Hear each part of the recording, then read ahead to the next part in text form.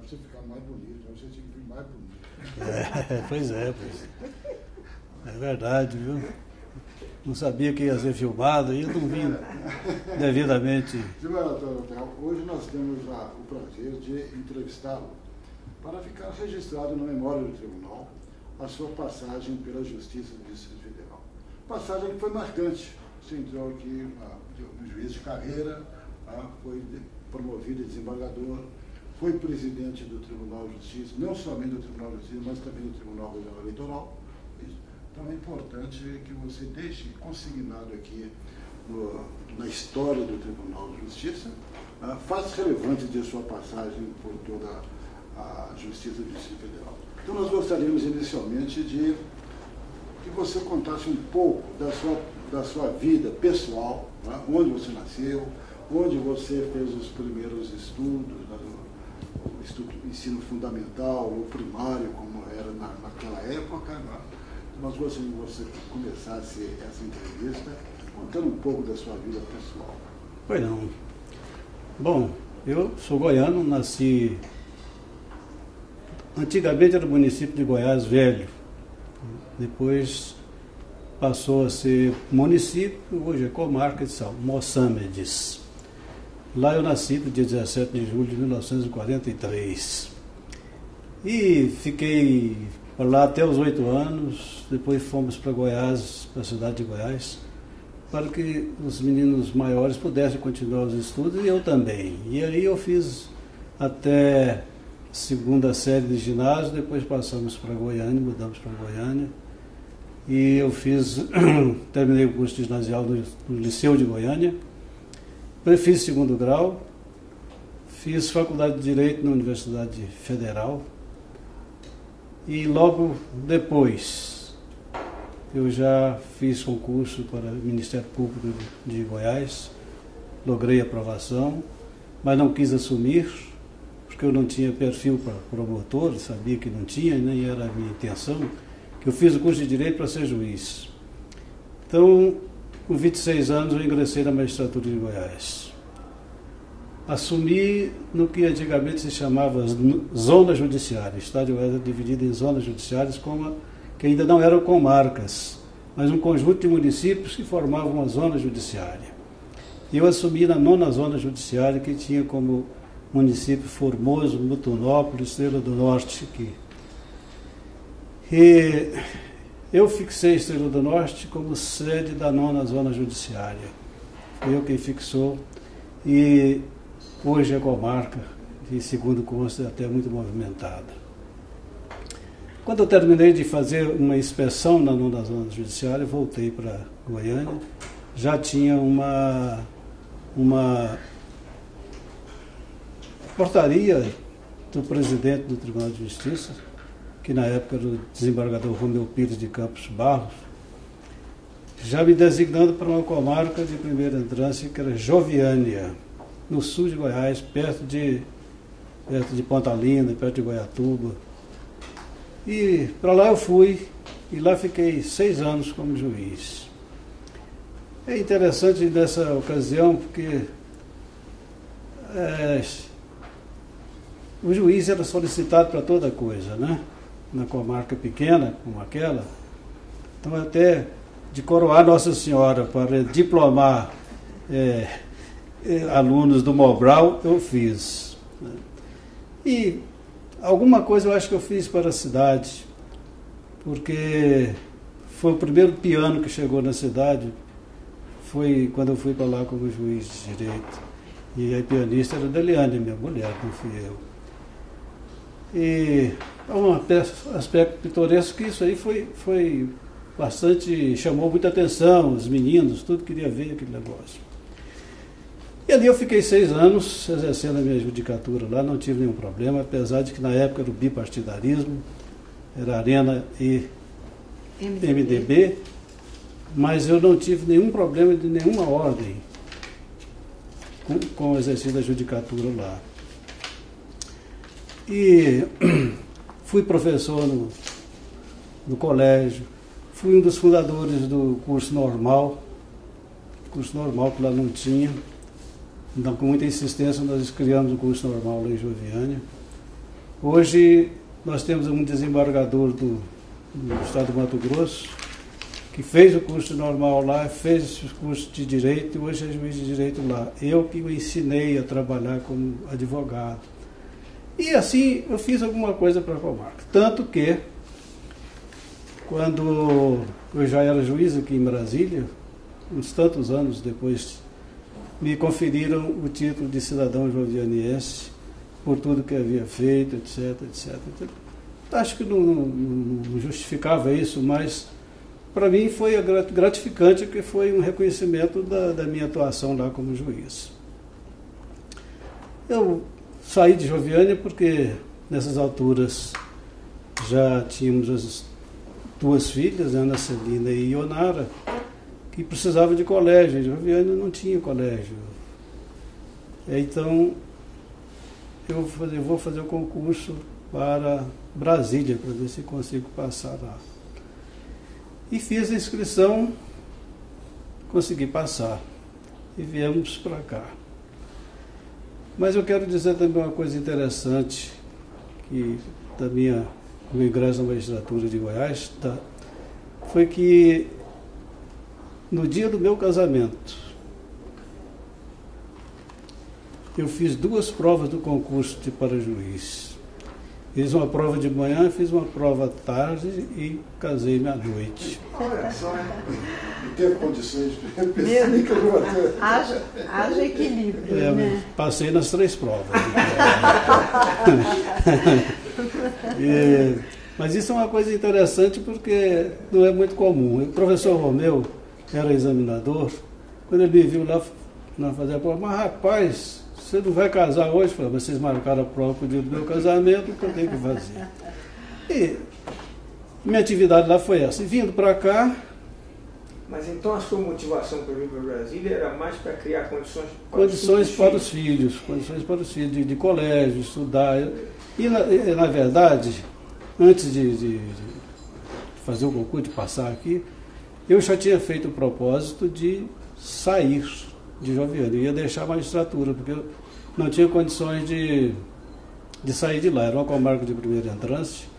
O meu sogro era procurador de Estado e muitos dos desembargadores da época deviam a carreira a ele. Naquele tempo de política que facilitava as coisas, era nessa base de política, né?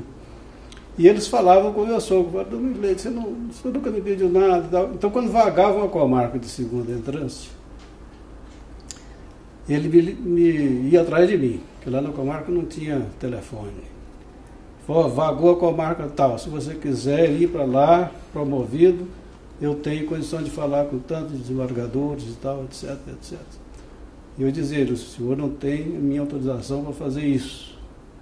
Porque a promoção só existe em 2 critérios, antiguidade e merecimento. Eu não sou mais antigo e merecimento a gente não diz para os outros que tem. Então eu prefiro não ser promovido. E assim foi, fiquei lá 6 anos, na cidade sem telefone, sem televisão, energia elétrica paupérrima. E as meninas precisando de colégio, eu resolvi vir para cá. Bom, mas antes eu fui convidado para ser advogado da Federação dos Trabalhadores da Agricultura do Estado de Goiás. O presidente insistiu muito comigo para que eu fosse trabalhar lá, que ele gostava do meu trabalho como juiz, eu tinha muitas ações rurais, de terras, problemas de terras, e ele apreciava muito o meu trabalho. Quando eu disse que estava pensando em sair, ele falou, então você vai trabalhar na FETAEG. Tinha um corpo de advogados de elite, eram os melhores advogados de Goiás que trabalhavam lá. Aí eu pensei com os meus botões. Arranjei um emprego, comprei telefone, comprei um lote para fazer uma casinha. Falei, se eu não passar no concurso de juiz de direito em Brasília, eu venho para cá, para ser advogado da FETAEG. Mas aí passei no concurso. Foi em que ano? Isso foi em 1975 o concurso que eu fiz. Assumi aqui no dia 21 ou 22 de janeiro de 1976. E como juiz de direito, eu fui o que podia ter sido aqui. Fui diretor de fórum em 3 gestões, desembargador Eládio.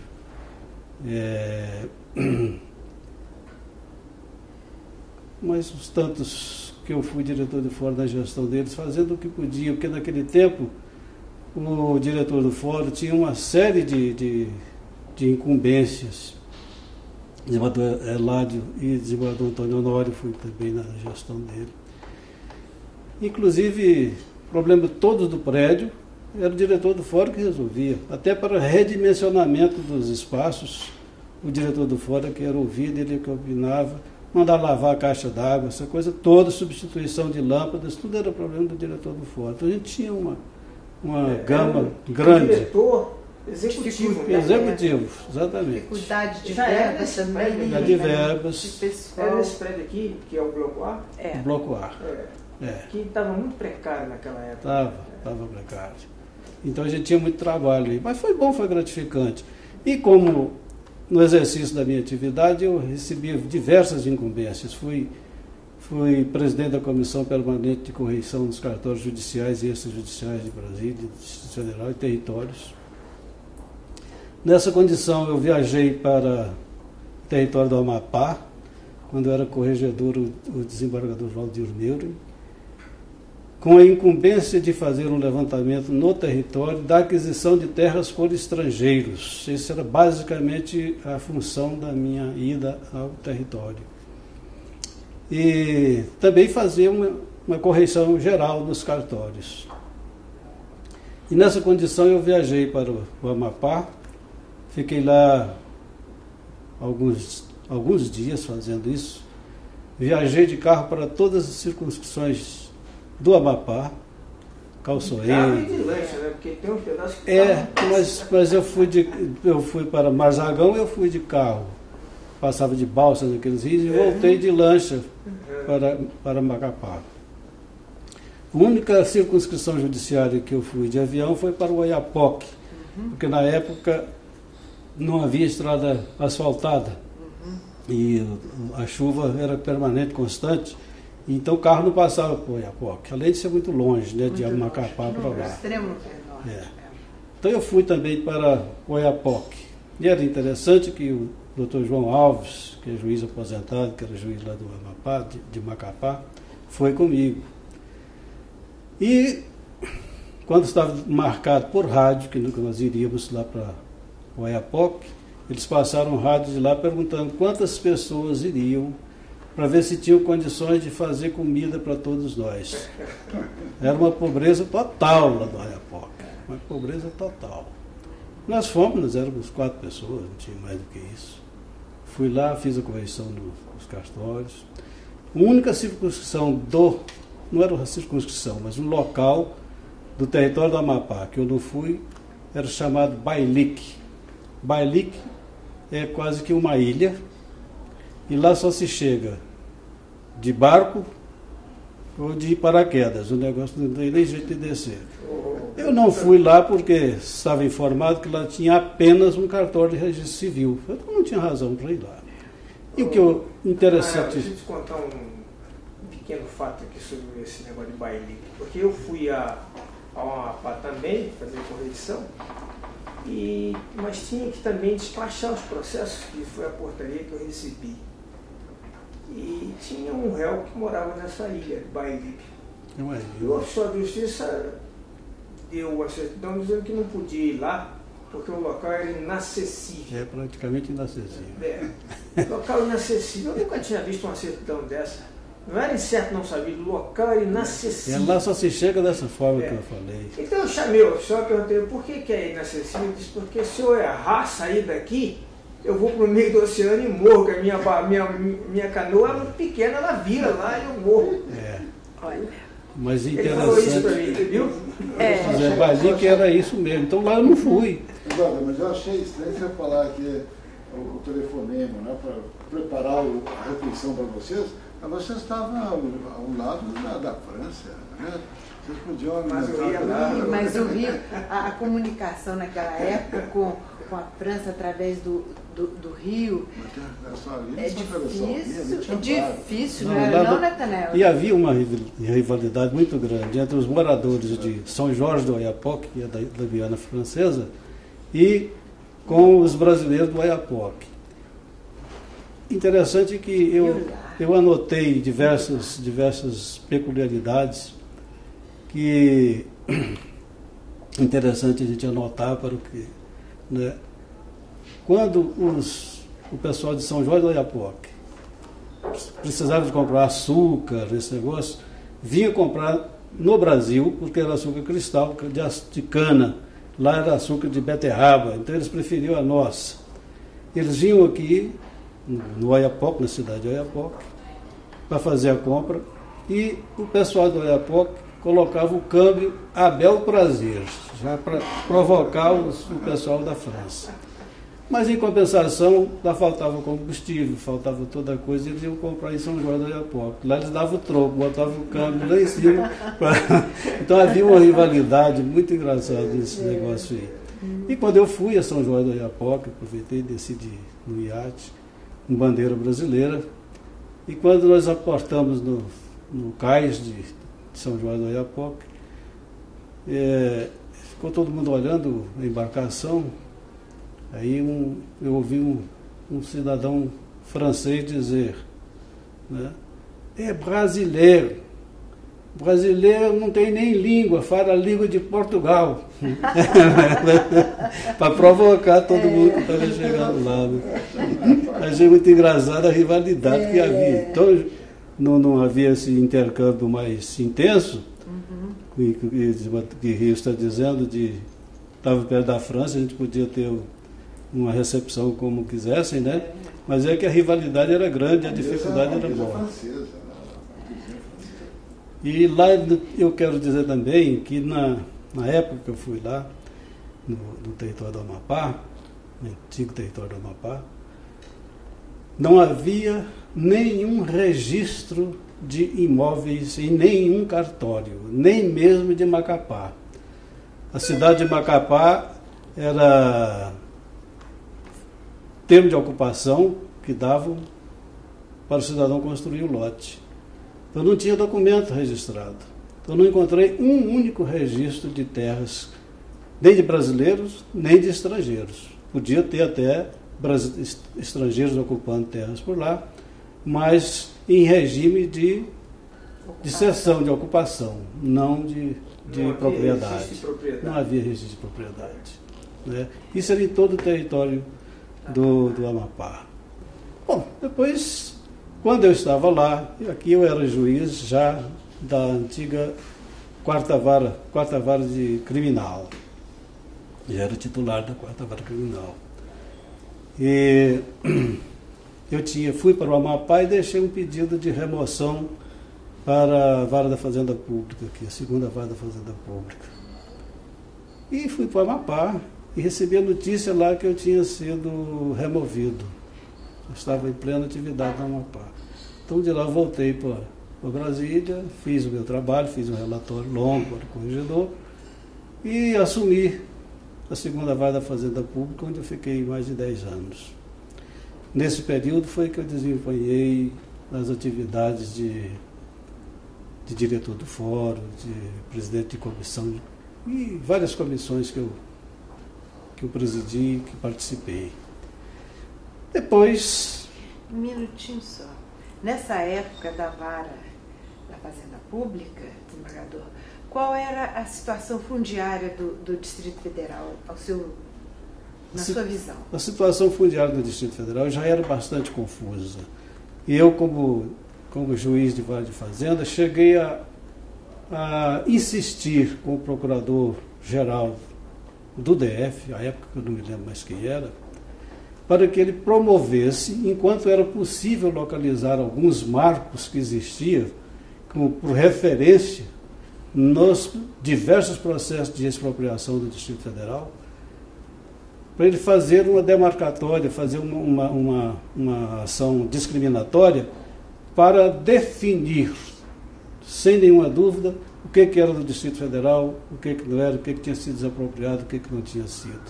Mas não quiseram fazer. Isso teria sido uma coisa maravilhosa. Fantástica, fantástica. Evitaria todo o problema que nós estamos tendo hoje. Né? Mas eles acharam que era muito pesado, muito difícil, custoso, etc. Porque era frequente. O desembargador Menegildo foi juiz de fazenda também, sabe disso. A gente verificar uma desapropriação. Então a desapropriação era demarcada, partindo da beira de uma grota assim assado, onde existe um pau Brasil, qualquer coisa dessa natureza, vamos dizer assim, né? Daí em linha reta, até tanto, desapropriado aquilo. E o desapropriado falaram, eu concordo com a desapropriação, mas eu quero reservar uma área para mim. E essa área nunca era demarcada, e o cidadão continuava morando lá. Então a situação fundiária já era confusa naquele tempo e poderia ter sido melhorada se tivessem me ouvido em fazer uma ação discriminatória, que ainda era possível. Brasília era pequena, a quantidade não estava tão fragmentada a zona rural, então era bem mais fácil. Não tinha condomínio, não tinha nada.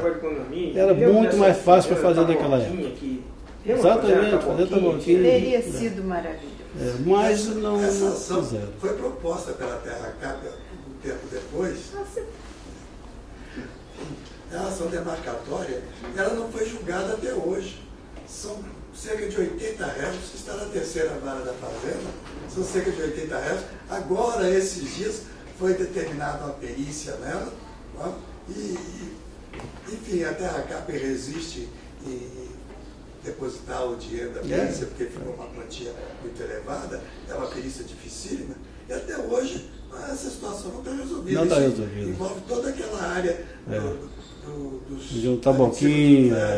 Taboquinha e a outra que é contígua a ela, esqueço o nome, lá, que envolve ali todo o Jardim Botânico, os 4 ou 5 condomínios do Jardim Botânico. Barreiro.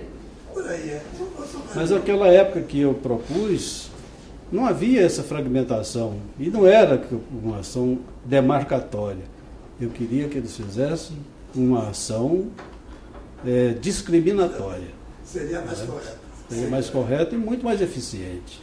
Mas não foi possível fazer. Eu não sei por que carga. Porque não havia interesse do GDF? Não sei, o GDF não revelou interesse nisso, não. E também não ficava barata essa discriminatória. Né? Então o Distrito Federal teria que desembolsar uma soma grande, um trabalho longo, demorado. Mas cadastrava toda a propriedade. Exatamente. Né? Esse que é o grande valor. É. Cadastrava a propriedade, você poderia trabalhar com segurança. E nunca fizeram isso. Mas eu pergunto, quando houve a desapropriação, quem fez a desapropriação foi o Estado de Goiás. O Estado de Goiás. Depois o Estado de Goiás passou para a nova CAP, isso? Foi. Não foi desapropriada toda essa área? Ficou alguma área particular? Ficou. Houve julgamento. Ficou muita área. Reconhecendo área particular. Ficou muita área particular. A minha dúvida é se ficou alguma área. Muita área particular. Há uma sentença possessória sua também dessa época, fala isso, que dada a dificuldade de definir domínio, manteve-se grande parte na posse privada dessas terras da Tapoquinha e da outra fazenda, e hoje, onde estão os condomínios, se discute o domínio em torno dessa sua sentença, que foi mantida pelo tribunal, era perfeita, a posse existir em nome de particular. É verdade, não tinha possibilidade de a gente definir. E até, na verdade, é essa. Até a CAP sempre teve receio de esbarrar na prova contrária ao domínio dela. Ela afirmava que era proprietária, né? Ela se dizia ser proprietária de todas as terras dentro do quadrilátero do Distrito Federal. Aliás, essa era uma tese de Vicente Sarnichiaro, que todo mundo aqui conhece, né? Que ele diz que desde a demarcação desde a Constituição de 1900. Desde que se previu o quadrilátero aqui, né, para a Constituição do Distrito Federal, que eram terras da União. Entendeu? Mas não foi isso que aconteceu. A verdade é essa. E com as desapropriações várias desapropriações, doações de terras, houve também isso. A situação não ficou definida, então não é possível hoje se dizer que determinada gleba de terra é absolutamente do Distrito Federal da Terra Cap, ou se também tem propriedade particular dentro dela. Então a situação fundiária era aquela, como já é hoje, difícil de resolver. Hoje o tribunal vai instalar uma vara fundiária, né? Vai, mas é para efeito de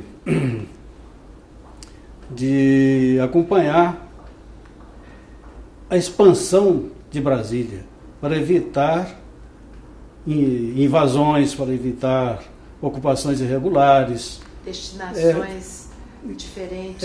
Essa proposta até foi de criação dessa vara. Não ficará com toda a competência para as questões de terras, senão não vai dar conta, né? Mas a ideia é mais ou menos isso, não é todas, mas pelo menos aqueles que trazem grande problema de mananciais, de reservas biológicas, essa coisa toda, né? Meio ambiente, tudo mais. E essa criação dessa vara foi proposta minha, que elaborei o projeto da atual organização judiciária, que foi aprovada agora. Quando eu era presidente do tribunal, eu encaminhei o projeto propondo diversas modificações, algumas delas, a grande maioria, foram aceitas. E no que o projeto sofreu alterações, modéstia à parte, foi para piorar. Se tivesse sido aprovado como eu mandei, eu fiz um estudo cientificamente baseado em tudo em estudos científicos para propor o que propus, mas aí entra o interesse político, deputado fulano de tal, deputado fulano, e a coisa foi modificada.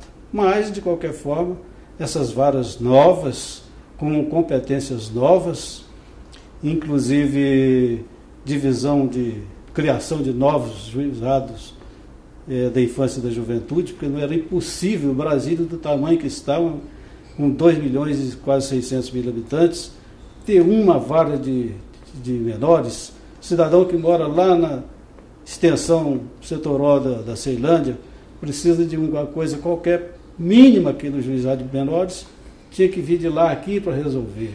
Então eu também fiz um estudo da divisão em quantidade em número de habitantes, para propor a criação das varas nos diversos locais. Não aprovaram como foi proposta, mas já criaram outra vara da infância e da juventude, segundo estou informado. Isso já melhora bastante para o jurisdicionado. E assim, eu fiquei aqui, fui designado juiz eleitoral por ato da doutora desembargadora Maria Tereza Braga do Carmo. Fui juiz da 2ª Zona Judiciária. Presidi eleições. Posteriormente eu fui para o Tribunal Eleitoral como juiz. E eu estava no tribunal como juiz, na gestão do desembargador Zé Manuel Coelho, quando saiu a minha promoção para desembargador. Depois de algum tempo eu fui para o Tribunal Regional Eleitoral, já na condição de desembargador, e via a ser o seu presidente. Foi no biênio 2002, 2004, se não me engano. E também presidi as eleições, tem as eleições gerais no país, que foi de presidente da República a vereador. Aqui no Distrito Federal também eu fiz essa eleição. E como presidente do Tribunal Regional Eleitoral, modéstia à parte, eu imprimi um critério diferente de administrar o regional eleitoral. Porque naquele tempo, o presidente do Tribunal Regional Eleitoral não dava expediente lá. Ele trabalhava aqui no tribunal e o pessoal trazia o expediente para ele assinar, etc, etc. Quando eu assumi, eu trabalhava no Tribunal de Justiça até 5 horas, por aí, e ia para o Tribunal Regional Eleitoral e ficava lá até 8, 9 horas despachando lá. Então, depois de mim, todos os outros presidentes fizeram a mesma coisa. Todos passaram a dar expediente lá. Eu acho que isso valorizou bastante a justiça eleitoral.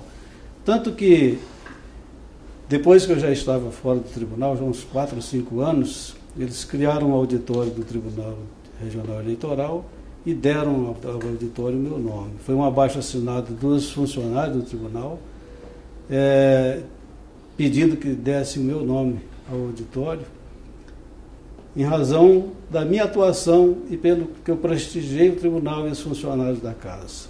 Não dei nenhuma função comissionada para gente de fora. Deixa eu te lembrar um fato, porque certamente você contribuiu para a edificação do prédio que hoje o tribunal tem como sede. Eu fui presidente do tribunal antes, que era mais antigo, e transferi o tribunal eleitoral do nosso prédio, que ele morava no nosso prédio. Quarto andar. Transferi primeiramente para um prédio ali no setor bancário norte. Não, transferi para ali, foi difícil achar. Achamos aquele prédio ali, funcionava o INCA. Alugamos, o prédio era da União, mas logo na primeira semana que nós estávamos lá, apareceu lá um oficial de justiça que era para penhorar os 2 andares onde estava o tribunal. E o diretor-geral me comunicou. Eu falei, bem, eu ia para aí agora, mas já não vou mais. Eu vou ligar para o presidente do TSE, que era o ministro Pertence, e vou explicar a ele como é que é essa história. A gente faz um esforço aqui danado. E aí de cautela, eu falei pro diretor-geral, que era Falcão, isso mesmo. Falei para ele, você fala para esse oficial de justiça que ele vai em outros andares aí, o prédio é muito grande. Vai piorar o terra do INCRA, né? Então, quando eu voltei, primeira sessão do tribunal, eu falei, olha, contei o fato para todos, né? Falei, olha, esse tribunal só vai ter sossego o dia que tiver a sua casa própria. Você vê, nós gastamos aqui para adaptar esses andares, alugamos, isso aqui era um banco, e me disseram que era da União, agora veio aqui um juiz trabalhista e mandou penhorar. É verdade. E eu estava com aquilo na cabeça, mas é claro que depois eu saí, né? E eu acho que foram muito felizes os que me seguiram, porque fizeram o prédio do tribunal. Senão, nunca teriam sossego. Havia naquele tempo um projeto do prédio. E eu falei, eu quero dar continuidade a isso para ver se a gente implanta nessa sede. Aí veio o projeto para mim, com o arquiteto, veio reunir com ele, etc. E dei uma enxugada no projeto, que o projeto previa coisas muito caras no revestimento do prédio, coisas de granito para tudo quanto é lado, e não sei o quê. Eu falei, não, nós não precisamos disso, nós precisamos de um tribunal para a gente trabalhar, não precisamos para ostentação. E fui cortando coisa lá, cortando, e virou o que ficou aqui hoje. Tanto que, quando eu saí do tribunal, eu deixei a pedra fundamental e deixei R$100 mil para os que me sucedessem se quisessem iniciar a construção. Mas o Minervino não teve interesse em dar essa continuidade a esse projeto, mas o Jerônimo fez. E com esse enxugamento do projeto, foi possível fazer um prédio que saiu a R$537 o metro quadrado na construção. E é um prédio que atende satisfatoriamente isso aí. Não é? Perfeito. Mas, então... Isso é um fato histórico importante. É verdade. Essas coisas não estão em lugar nenhum. Não estão em lugar nenhum. É verdade. E aqui, não é? Na memória. E aqui, quando eu era presidente do tribunal, havia sido feita essa reforma para a construção desse prédio.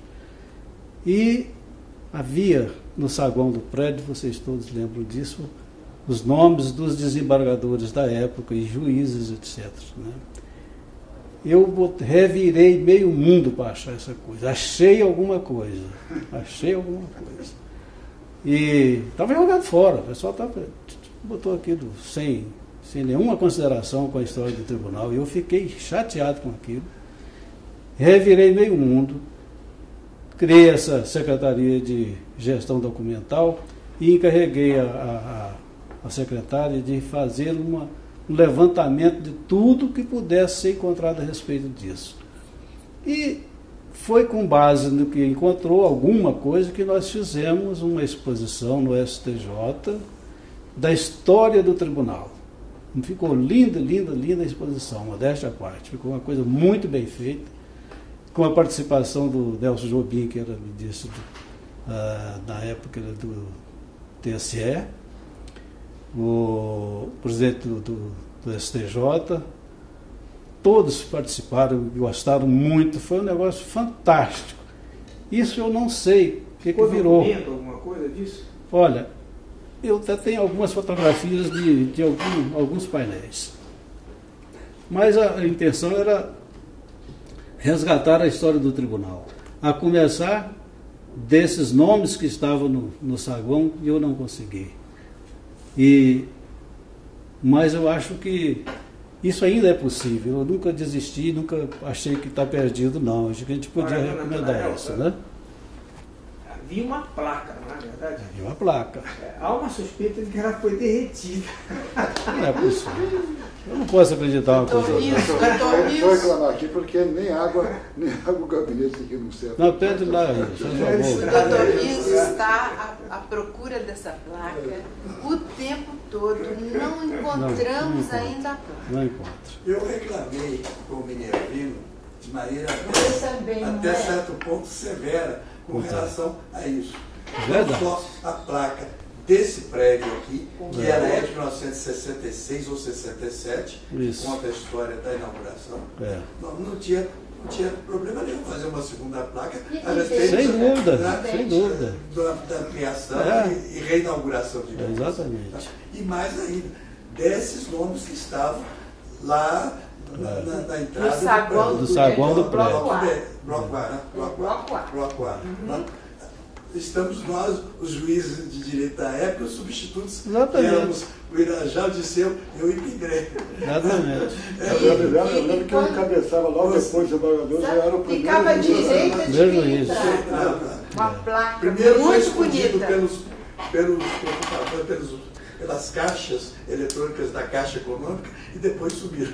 Eu falei até... Isso devia ser refeito. Na época eu falei até com a secretária de Gestão Documental para pesquisar publicações que contivessem uma fotografia daquela parede, né, daquele painel, mas ela não encontrou. Né?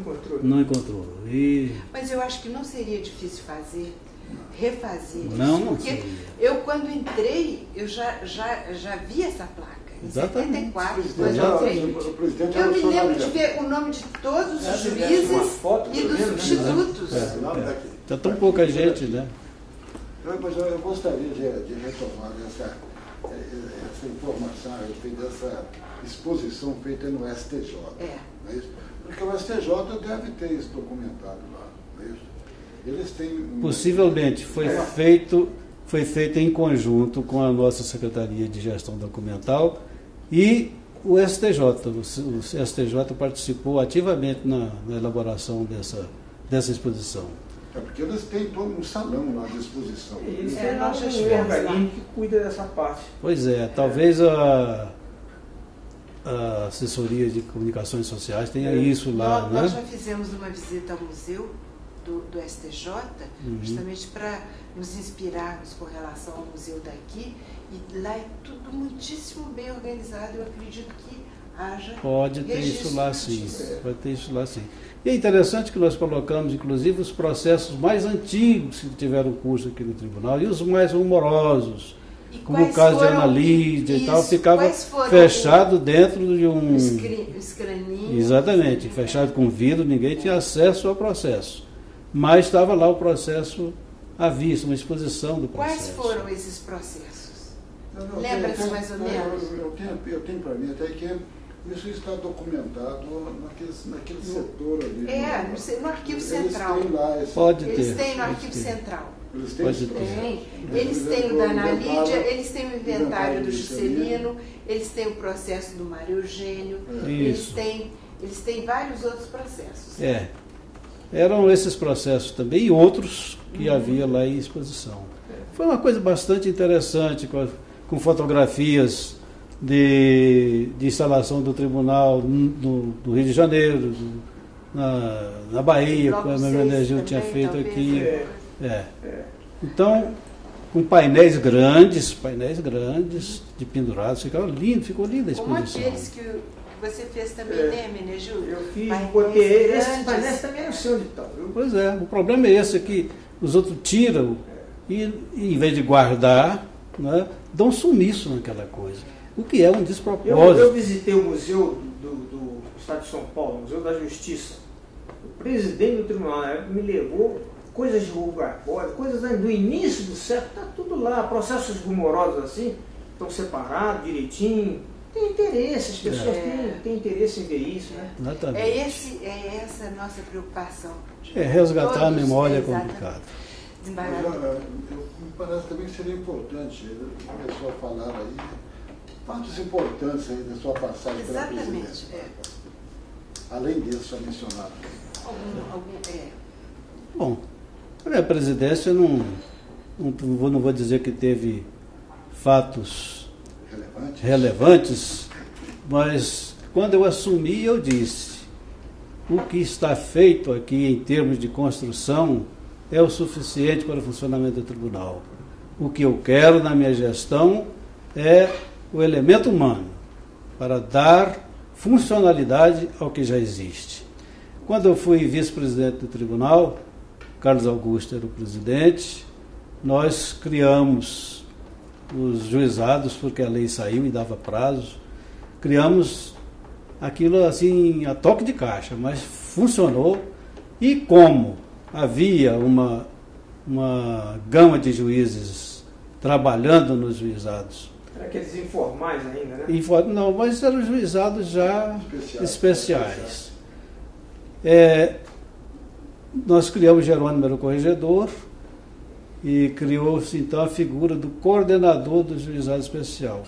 Coordenadora foi a Deliane, minha esposa, que tinha a função de normatizar os funcionamentos dos juizados, para que cada juiz não fizesse segundo o seu modo, mas que houvesse uma uniformização de condutas no acompanhamento e na conduta dos juizados. Né? E ela era muito Caxias desse negócio. Ela trabalhou muito nessa área, porque eu dei também muito empenho aos juizados, e até estou me lembrando de uma coisa, faz mais ou menos uns 10 anos isso, que nós implantamos esse sistema dos juizados aqui em Brasília. Estava na época da gente, o tribunal fazer uma comemoração, fazer um evento, porque isso foi uma mudança completa na entrega da prestação jurisdicional, sem dúvida, que ao lado da tradicional, que nunca funcionou muito bem por causa da quantidade de processos, criou-se esse microsistema dos juizados especiais, que hoje responde aí por algo em torno de 40 e poucos % das demandas que são estudadas, ajuizadas, etc. Eu acho que a gente podia fazer um evento. Eu me lembro que eu consegui, junto ao Banco do Brasil, alguns ônibus para instalação de juizados itinerantes, essa coisa. Né? O Banco do Brasil nos cedeu, doou ao tribunal, e que nos permitiu criar esses juizados itinerantes, etc. Depois aperfeiçoado na gestão do desembargador Menegil. Né? Trabalhamos muito nisso. Eu acho que nós tínhamos que comemorar isso. Tem uns 10 anos. Eu fui também quem editou e publicou e escreveu o primeiro volume dos juizados especiais. O primeiro volume fui eu que elaborei. E durante a minha gestão aqui, o fato que eu considero mais importante foi a elaboração da atual Lei de Organização Judiciária do Distrito Federal. Devo dizer também que, quando o Tribunal de Justiça teve aumentado o seu número para 15 desembargadores, a proposta foi minha. Luiz Cláudio acho que deve lembrar disso. A proposta foi minha e o presidente da época já me encarregou, então, de fazer o projeto e a exposição de motivos. O desembargador Valtênio foi quem assinou, não tirou uma vírgula da exposição de motivos. Do jeito que eu fiz, ele mandou. E conseguimos também ampliar o número de desembargadores no tribunal. Né? Passou de 10 para 15, não foi? Foi uma coisa assim. Não, 10 para 15 foi quando a minha turma entrou. Foi? Eu acho que foi depois, não foi? Então foi depois. Foi depois. É. Bem,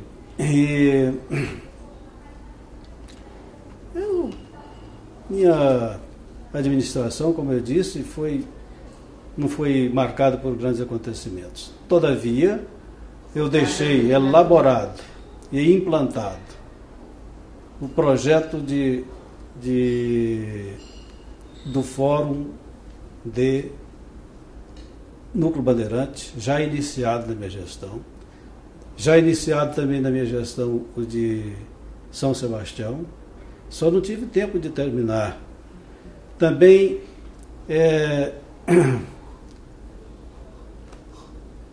a reforma e término da construção do prédio de Santa Maria, que já estava inaugurado, mas incompleto, sem nenhuma condição de funcionar. Então, nós trabalhamos muito nisso, reformamos o projeto praticamente ali do telhado, que era completamente errado. O telhado, ao invés de jogava água para fora, água de chuva, eles faziam o contrário, jogavam para dentro. Então, toda a água de chuva caía dentro do fórum. Então, essas coisas nós tivemos muito trabalho para fazer, muito trabalho. Realmente foi inaugurado de forma... Não, estava de afogadilho, né? Difícil de entender. Eu gostaria que ele comentasse, o desembargador Melejão fez uma proposta, uma comemoração dos 10 anos, né? Eu acho que o tribunal deveria ter assim, uma certa abertura. Eu acho que deveria até ser uma certa democratização, porque muitas vezes os problemas não são assim, suficientemente discutidos, ou discutidos apenas ali entre os desembargadores, não é isso? Nós conversávamos a respeito ali da participação dos aposentados não tão distantes daqui, não é isso? Então, isso é que eu gostaria que você tecesse alguma consideração a respeito tanto dessa proposta e como meu adendo de que nós devemos discutir melhor, porque o que me parece é que esses tribunais de juizados especiais também estão abarrotados mesmo. Então parece que eles não estão atendendo às necessidades dos jurisdicionários. E eu gostaria que o senhor acentuasse um pouco, eu achei muito importante essa questão quando você faz a afirmativa de que você não fez grandes construções de prédios, mas teve uma preocupação muito grande com o elemento humano. Humano. Isso é fundamental. Isso que eu acho que é uma coisa é o mais fundamental. importante. Isso, nós estamos, assim, não somente nesse projeto de memória, mas também um outro projeto, que é a comemoração, celebração dos 50 anos do tribunal. Isso. E essa comemoração dos 50 anos, eu acho que nós devemos ter essa preocupação de não ficar apenas uma comemoração apenas dos desembargadores, apenas do tribunal, mas que houvesse também assim, uma maior participação, principalmente de servidores. Eu acho isso importante também. Devemos estimular esse tipo de coisa, né? Desembargador, na sua carreira, qual a matéria que mais o seduziu? O criminal, o civil, a vara da fazenda pública? Olha, a administração? Eu considero a minha predileção o civil, realmente, né? Embora quando eu fui de vara de fazenda, fui porque achava que a vara de fazenda era a vara mais completa que havia no Distrito Federal. Porque ela tem toda a competência dos juízes de vara civil, mais aquelas que são privativas dela, com mandado de segurança e administrativo, gestão, né? Então era uma vara completa. E isso era bom porque permite a gente estudar mais e trabalhar mais, aprender mais alguma coisa. Mas eu gostei muito da vara de fazenda, tanto que eu fiquei lá 10 anos. Mas a minha predileção sempre foi o civil. Aqui eu fiz parte da banca examinadora de concurso de juízes várias vezes, sempre examinando direito civil e processo civil. Fui, inclusive, na gestão do desembargador Luiz Cláudio, eu fiz parte da banca, examinando essas matérias. Depois, como presidente da banca, quando eu era vice-presidente do Tribunal de Justiça, eu continuei examinando direito civil e processo civil. Parece que era a matéria que mais me agradava, né? Mas o desembargador fez referência que a sua primeira promoção foi para a vara criminal. Fui para a vara criminal. Porque não tinha outra opção. Não tinha outra opção. E também eu não tinha dificuldade nenhuma, porque eu já tinha sido juiz em Goiás, né, como eu disse, durante 6 anos. E era interessante que, quando nós tomamos posse, fazendo um parênteses, né, fomos designados para o júri, Carlos Augusto e eu. Carlos Augusto, ele era procurador da República e nunca tinha feito um júri na vida dele. E nós tomamos posse, no dia seguinte já tinha um júri. Aí ele ficou apavorado, falei, não preocupa não, eu faço o júri para você. Né? Ele falou, mas você, eu já fiz 6 anos, fiz júri para danar lá no estado de Goiás. Né? Aí eu fui, presidi o júri, passei um roteirozinho para ele, ele sentou do meu lado, e ele muito inteligente, o Carlos Augusto é uma inteligência rara, né? E aí ele, na sessão seguinte, ele já presidiu sem nenhum problema. Já foi presidente com você. A minha experiência já ajudou em alguma coisa, né? Eu quero dizer também que uma coisa que eu fiz aqui no tribunal, que eu acho importante, foi na minha gestão, foi a instauração da chamada justiça moderna, que hoje está em pleno desenvolvimento, que é realmente a informatização de quase tudo que a gente pode ter de mais moderno no tribunal. Também uma coisa que eu consegui, que eu acho que foi formidável, porque propiciou pelo menos uma possibilidade de ter uma renda extra para o tribunal. E foi o convênio que eu fiz com Caixa Econômica Federal, Banco do Brasil e BRB, que são os bancos que mantêm os depósitos judiciais. Depósitos judiciais que naquela época assumia astronômica soma. Ficava parado totalmente lá, os bancos aplicando esse dinheiro sem nenhuma despesa com a captação, porque era a gente que manda fazer o depósito. Né? E eu fiz esse convênio que eles passariam para o tribunal um percentual sobre o rendimento que estivesse dando para o banco da aplicação desse dinheiro. Isso possibilitou a gente receber um bocado de dinheiro do Banco do Brasil. Até hoje tem isso em funcionamento. Tem um grupo gestor atualmente que cuida disso. Eu não me lembro mais. Não me lembro mais. Mas eu me lembro que no Colégio de Presidentes, diversos estados tentaram isso, mas de forma diferente. Eles fizeram uma lei. E essa lei nunca foi considerada legal, porque estava pegando dinheiro que seria público e tal, né? E eu falei, não vou fazer lei, pô. Vou fazer um convênio com o banco. E se o banco não quiser, não faço mais depósito nele, vou depositar no banco que esteja disposto a participar. Eu acho que a fórmula que você encontrou foi mais inteligente. Porque, veja, os bancos são nossos parceiros. Mas parceiros que só levam vantagem. Banqueiro, não é? Eles pagavam um jantar no final do ano para a confraternização de uma estrada. Isso é absolutamente inexpressivo. Não é? Então, esse projeto era uma grande ideia. Eu acho que ele está sendo Está funcionando. E a informalidade, né? Porque nós contrataríamos o serviço, vamos supor, o diretor do fórum precisa de fazer determinado serviço no fórum aí. Ele contrata o serviço, o banco contrata o serviço e paga.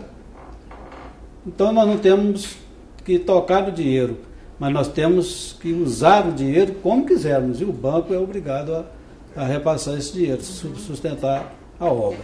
Então acho que isso aí foi um projeto que trouxe grande vantagem para o tribunal e que também foi uma coisa que eu acho que marcou a minha gestão aqui no tribunal, uma coisa que eu fiz de interesse para o tribunal. Foi muito engenhoso. E aí algumas outras coisas que não me ocorrem, assim, de plano. Mas é claro que eu fiz muita coisa aqui no tribunal como presidente, dentro do que eu podia fazer. Tantos acontecimentos ao longo Tanto dos dias, acontecimento, que a gente não tem memória para lembrar, não. Isso é verdade. Não tem, é verdade. Mas eu anotei aqui duas coisas que me chamaram a atenção. Primeiramente, foi quando você fez referência de que lá naquela comarca lá de Goiás, não é isso? Uhum. Houve uma festividade e a sua esposa tocou piano. É porque... Então é uma das coisas que eu gostaria que você fizesse um comentário, e se não seria o caso de o tribunal ter assim, uma preocupação muitas vezes com outras atividades. A atividade da magistratura é uma atividade árida, estressante. Se não seria o caso de, uma vez por mês, é isso, encontrar para discutir a respeito de outras coisas, literatura, canto, música, é isso, e até mesmo fazer algum sarau, trazer a esposa para tocar o piano, é isso. E a gente sabe que lá, não somente a sua esposa, mas você também, clarinetista, e você tem mais um filho também que é músico, não tem? Então, é tanta coisa boa que podia acontecer, não é mesmo? No final de tarde, aí numa sexta-feira, não é mesmo? Já fazer uma coisa um tanto diferente. Eu acho que é uma verdade. E outro aspecto boa. que eu anotei aqui também, quando você fez referência aqui a sua participação do juiz na sociedade, não é isso? Eu tenho para mim que os nossos magistrados eles são muito afastados da sociedade. Né? A mesma ela tem uma certa tendência, uns acham que o juiz deve ser uma pessoa que tem que se isolar, não pode estar em contato com a sociedade. Não é isso? Eu acho que seria de toda conveniência que houvesse assim, uma certa democratização mesmo, que o juiz tivesse maior participação. Tem tanto problema aí e que os juízes acham que não devem O se sistema manifestar. dos juizados permitiu uma aproximação, mas os juizados eles são limitados na sua competência para pequenas causas, né? Então, mas eles têm uma participação do juiz. Não, a Agora, facilidade. na justiça tradicional não tem nada. Não, mas tem, porque hoje em dia nós não podemos dizer que a justiça nem em Brasília é inacessível ou é cara. Absolutamente.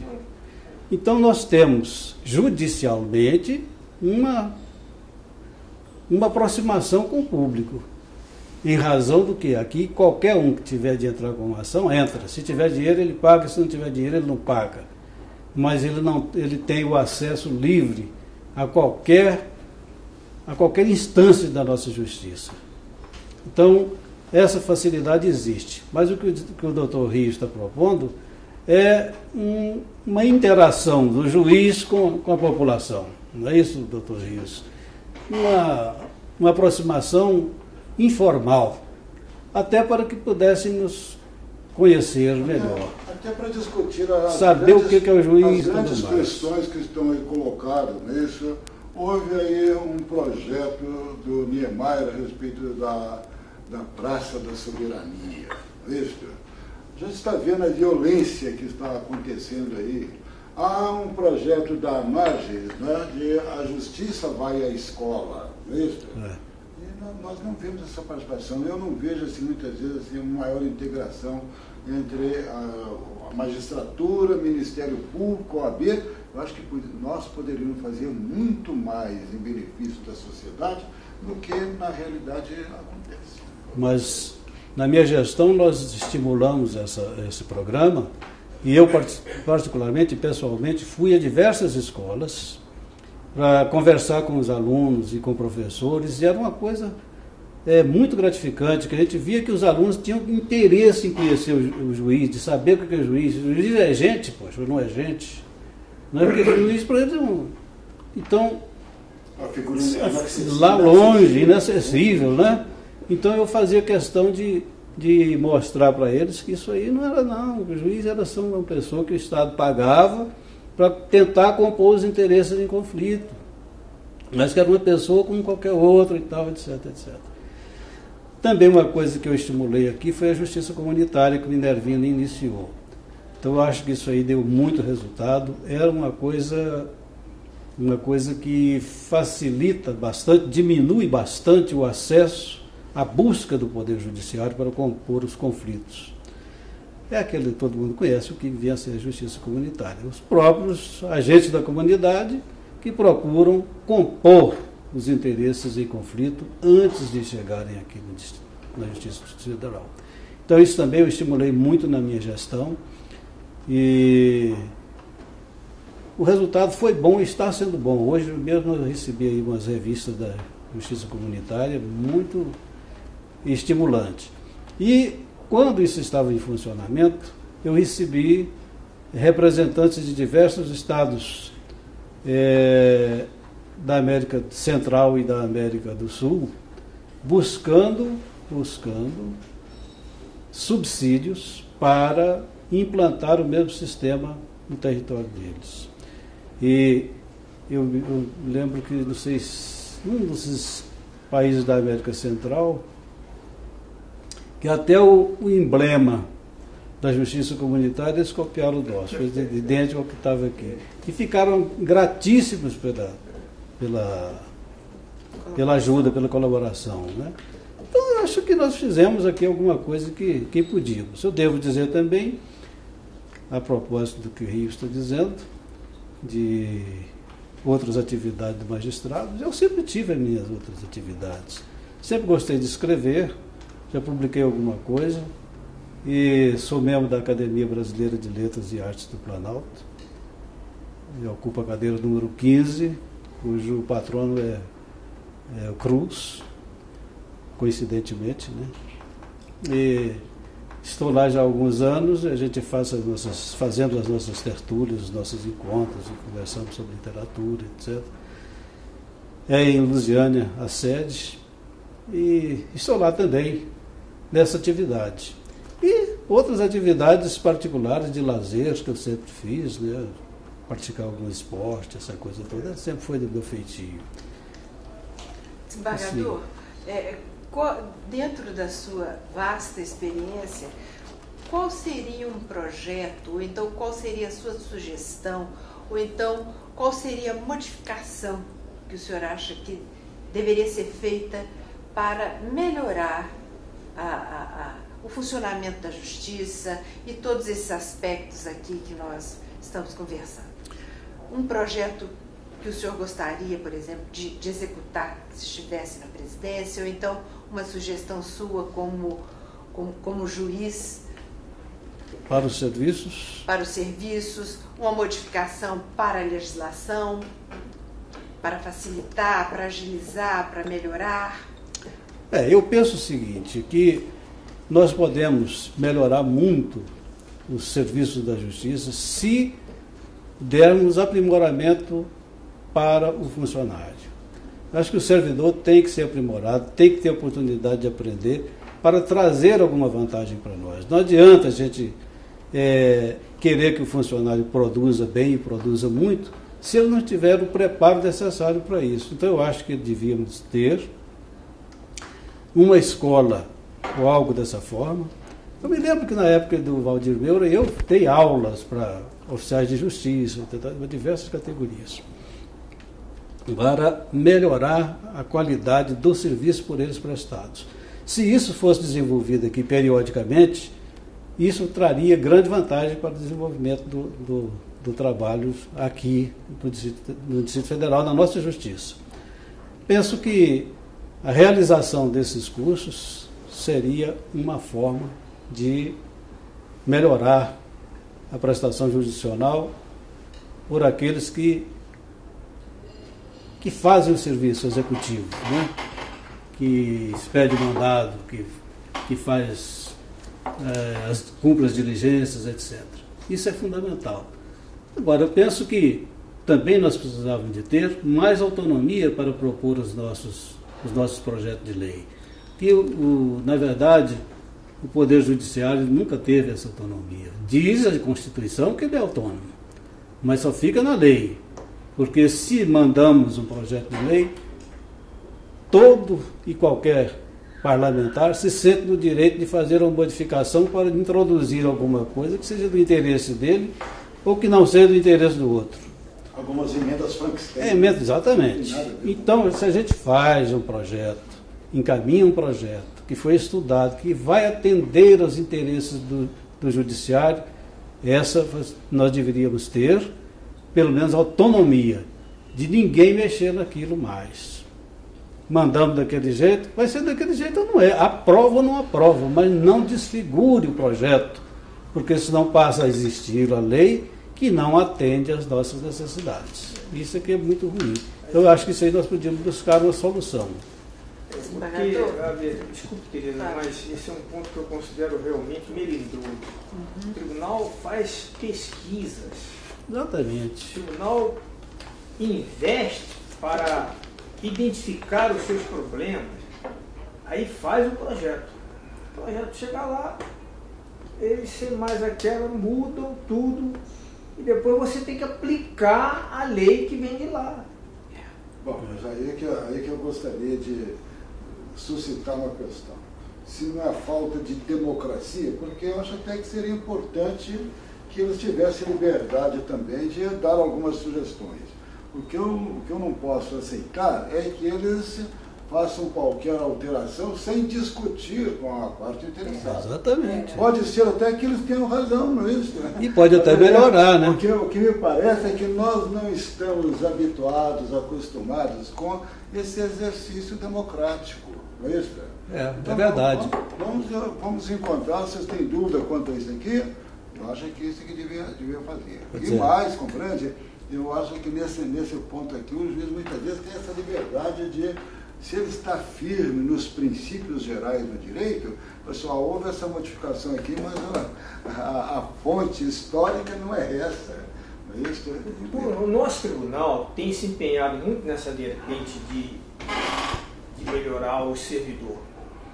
Tem, sem dúvida. De aperfeiçoar o servidor. O tribunal tem investido muito, várias gestões, o tribunal vem investindo nisso.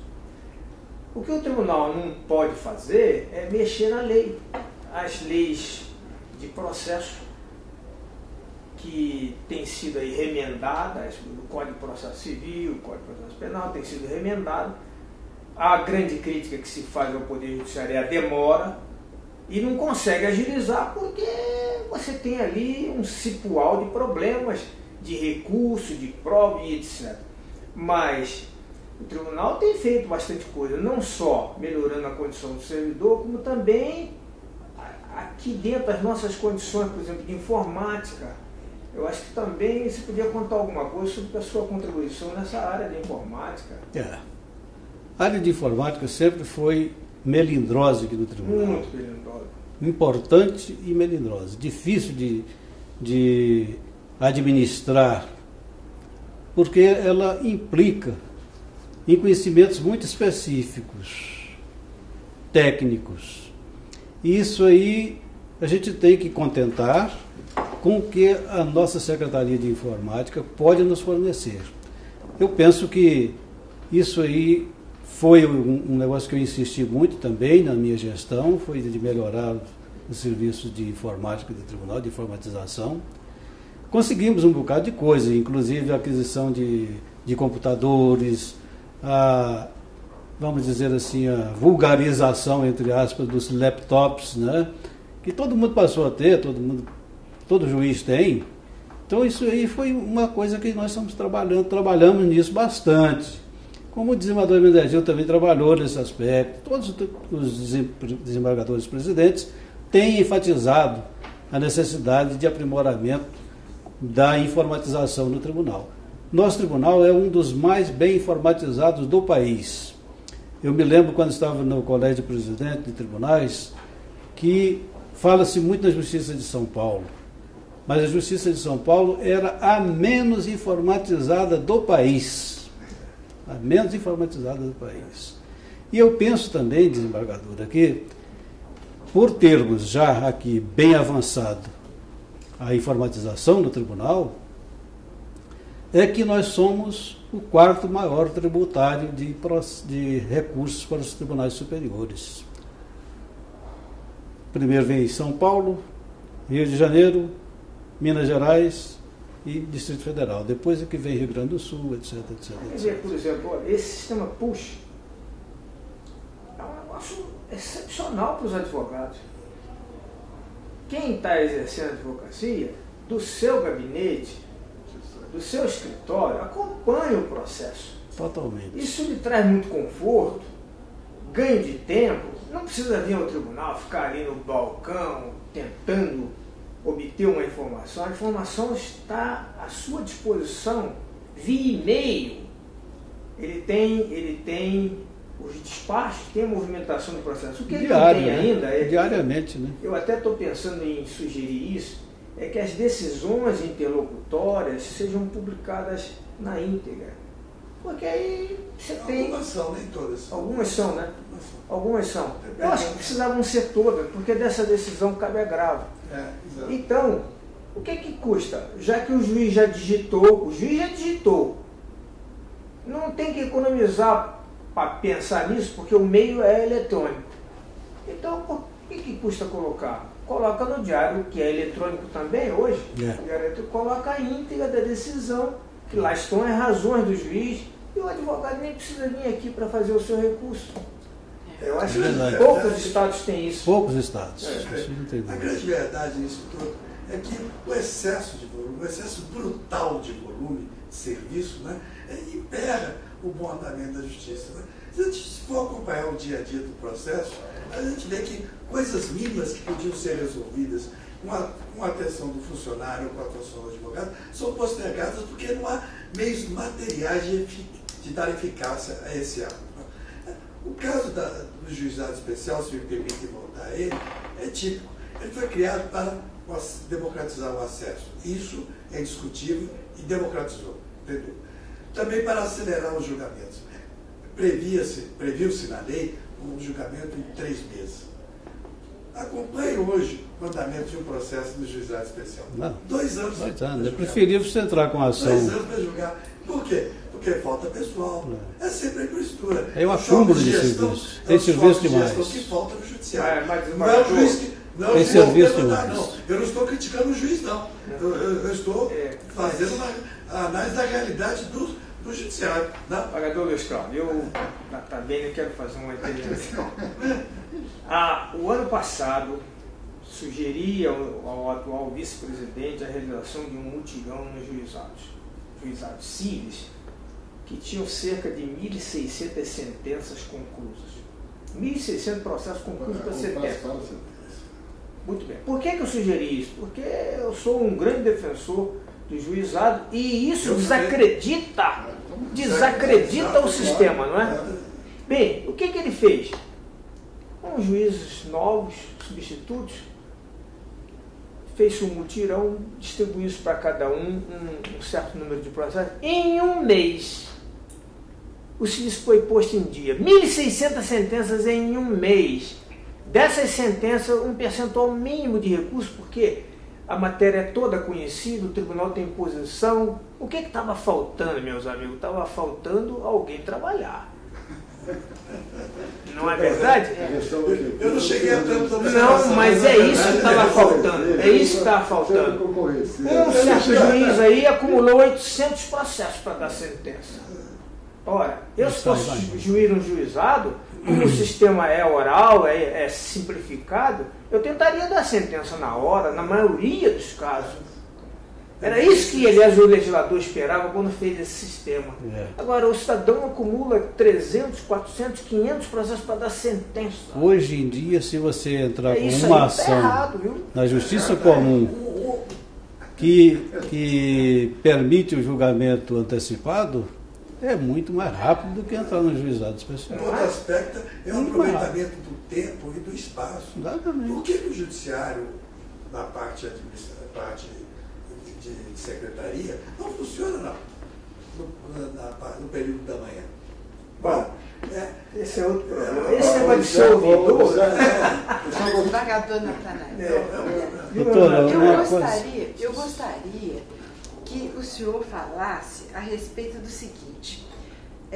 Nós que somos aposentados e o senhor que viveu também os códigos antigos, por exemplo, como civilista, né, o Código Civil de 1916 e agora essa mudança de 2002 para cá do Código Novo, do Código Civil Novo, Qual é a sua opinião a respeito disso? Melhorou, piorou? Não, eu acredito que melhorou. É. Eu acredito que melhorou. Muita coisa, o código novo, vamos dizer assim, né, trouxe inovações que eu acho salutares. Inclusive daquele problema de prescrição, que aquilo ali já melhorou bastante o problema da prescrição, né? Advogados que sabem disso e nós juízes também. Algumas alterações que abalaram as nossas antigas convicções do Código de 1916. Mudaram. Isso, para mim, foi muito bom.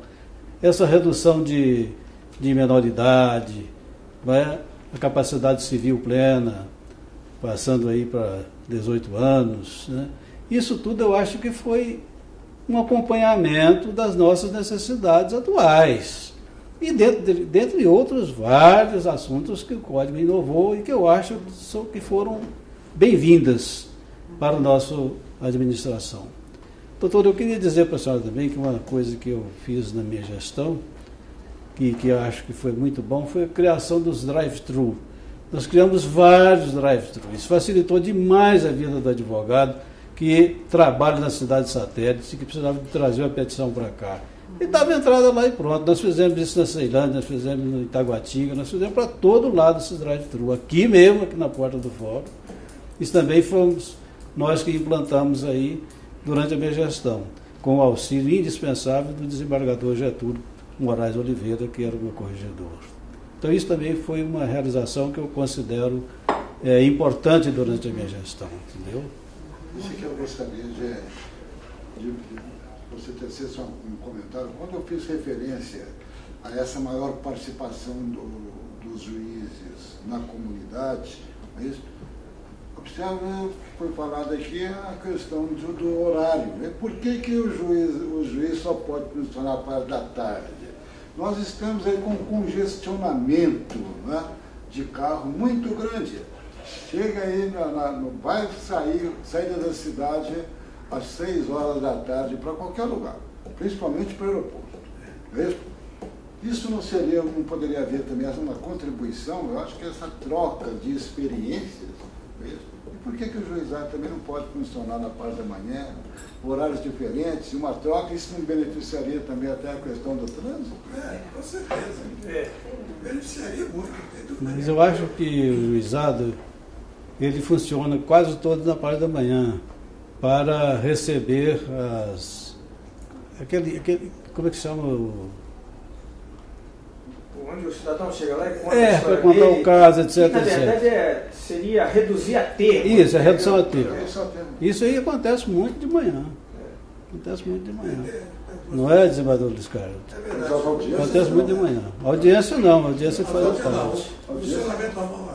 Hoje, pessoal, olha, eu vivo aí hoje nesse negócio de ouvidoria, né? E acabo tendo um feedback dos problemas, né? O problema maior mesmo é a morosidade. O problema maior é a morosidade. Porque, vejam, por exemplo, o cidadão está acompanhando o processo dele e diz lá assim, em data tal, para fazer juntada. 30 dias depois, não foi feita a juntada. Aí, o cidadão mandou um e-mail perguntando assim, eu queria que me explicasse se fazer juntada é muito difícil, porque...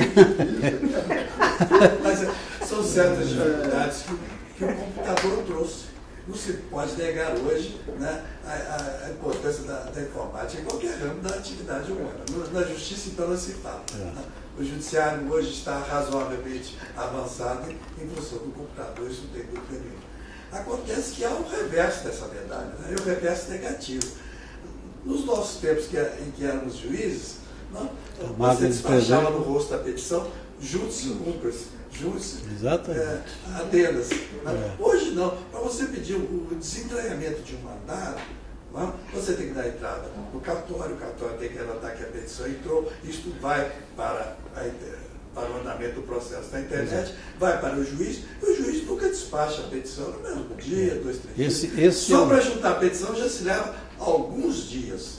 Esse é um... Se o juiz não achar, se 3 se cumpra o mandado, né, a coisa leva às vezes 2 meses. Esse é um defeito... de um dia para o outro no nosso Exatamente. Tempo. Esse é o defeito do que se chama aqui de sistema.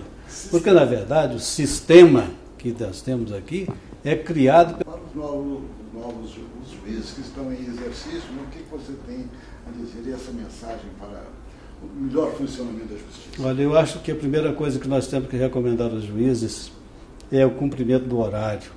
Porque nós temos aqui juízes que chegam tarde no tribunal e vão embora cedo. Isso não está certo. O judicionário precisa saber que eu vou lá no tribunal e vou achar o juiz. No fórum vou achar o juiz na hora que eu chegar lá. E aqui isso tem acontecido muito. Então eu recomendo mesmo aos juízes que levem a sério esse problema do horário e que cumpram com humildade a sua função. Porque não há nada pior do que a juizite, que todo mundo sabe. E tem casos de juízes que não recebem o advogado. Gente, isso não é possível, uma coisa dessa. O advogado é um operador do direito, é um colaborador da justiça, da mesma forma que o juiz, o promotor, o delegado, etc. Então, se ele não pode ter acesso ao juiz para trocar ideia ou para levar um fato ao conhecimento do juiz, que às vezes é importante para o deslinde da causa, eu acho que isso o juiz está cometendo uma agressão contra a administração da justiça. Parece uma doença crônica atual do judiciário. Infelizmente. Mas isso aí precisa ser mudado. E, é uma questão de cultura do juiz. Sem dúvida, mas nós temos que mudar essa cultura. Eu acho que o juiz tem que ter consciência da importância dele no deslinde das causas e a necessidade de humildade para receber as pessoas, para entender as pessoas, para conversar com as pessoas. Eu nunca deixei de receber uma parte, porque muitas vezes, desembargadora, a parte só quer ser ouvida pelo juiz. Só o fato de se receber a parte e ouvi-la, ela dizer o que quer dizer, às vezes a parte paupérrima, humílima, e vem falar com a gente, ela já sai dali feliz da vida porque o juiz a ouviu. E então eu preciso que os juízes deem oportunidade a isso e que não se esqueçam de que também é gente e que ninguém é semideus nem é Deus. Então o juiz tem que ter a humildade de saber, receber e conduzir-se como magistrado, tendo em vista sempre o interesse na composição do litígio. Não se sabe como nem de que modo seja preciso, mas o que for preciso fazer, ele deve fazer para facilitar isso. E ser mais atencioso na condução dos processos. Hoje nós temos uma quantidade de funcionários que na época que nós éramos juízes, todos nós aqui não tinham, assessor de juiz, chefe de gabinete de juiz, não sei o que, etc., que a grande maioria faz a sentença para o juiz. Então isso também precisa de um juiz, se permite esse tipo de coisa, que ele tenha pelo menos a atenção de ler o processo, ver se aquela decisão está correta, não é? E não assinar em branco debaixo do que o servidor fez. Eu acho que isso aí é fundamental, sob pena de não ser preciso mais de juiz, né? Sob pena de não ser preciso mais de juiz. Então os juízes precisam ser isso, cumprir o horário. Esse horário é fundamental. Esse negócio de falar aí, na sexta-feira, na circunstância judiciária qualquer dessa aí, chega lá, o juiz não está, e o diretor do cartório fala, não, ele está trabalhando em casa. Pura balela, todo mundo sabe que isso é balela, não está trabalhando em casa coisa nenhuma. Se trabalhar em casa, nós trabalhamos sábado, domingo, segunda, todos os dias. Não precisa de ter uma sexta-feira para o cidadão não ir lá. Entendeu? Então a minha recomendação é que o juiz seja mais diligente, seja mais produtivo, seja mais preocupado com a qualidade do serviço que presta e com a humildade necessária para desempenhar essas funções. Fora disso, não temos juízes. Nós agradecemos aí a entrevista. Foi muito bom, acho que tem muita coisa para pensar. E sugestões até para a gente dialogar depois. E mais, a sugestão foi feita aqui para o